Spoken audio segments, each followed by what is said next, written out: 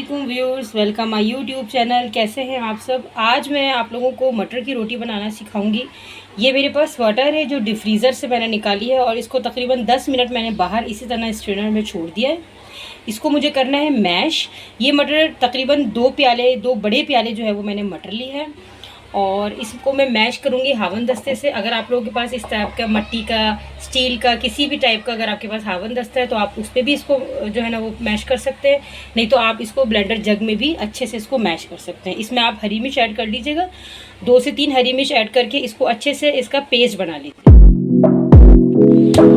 इसको आप आहिस्ता आहिस्ता इस तरह बहुत ध्यान से इसको मैश कर लें। इसमें पानी बिल्कुल नहीं ऐड करना। अगर आप इसको जग में भी मैश करेंगे तब भी इसमें बिल्कुल पानी ऐड नहीं करिएगा, क्योंकि ये तो एक तो ये डिफ्रीज़र की है, दूसरे मटर में ऑलरेडी पानी मौजूद होता है, तो इसमें पानी ऐड करने की कोई ज़रूरत नहीं।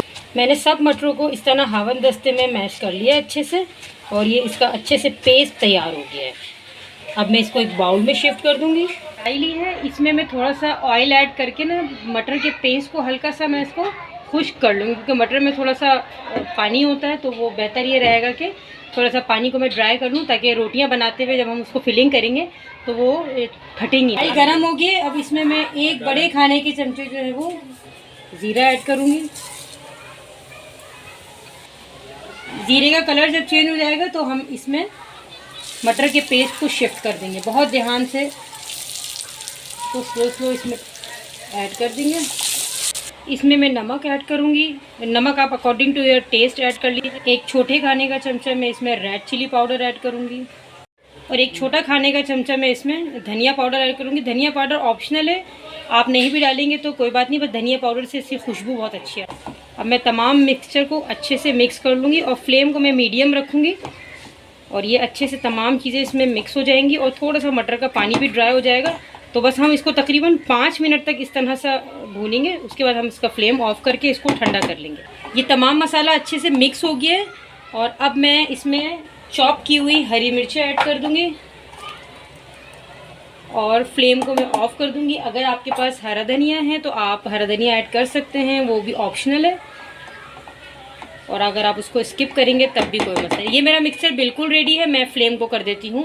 हाँ, मेरा मटर का मिक्सचर भी रेडी है और यहाँ मैंने आटा गूंद लिया है। ये आटे में मैंने थोड़ा सा नमक ऐड किया है ताकि इसका टेस्ट अच्छा आ जाए।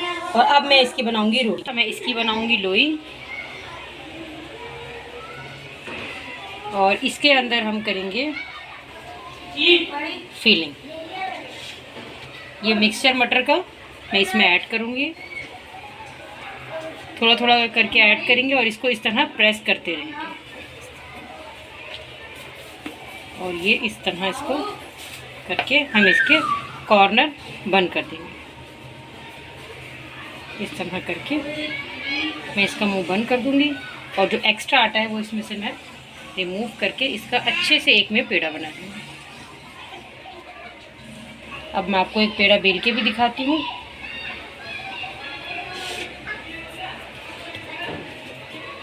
यहाँ मैं इसको हल्के हल्के हाथों से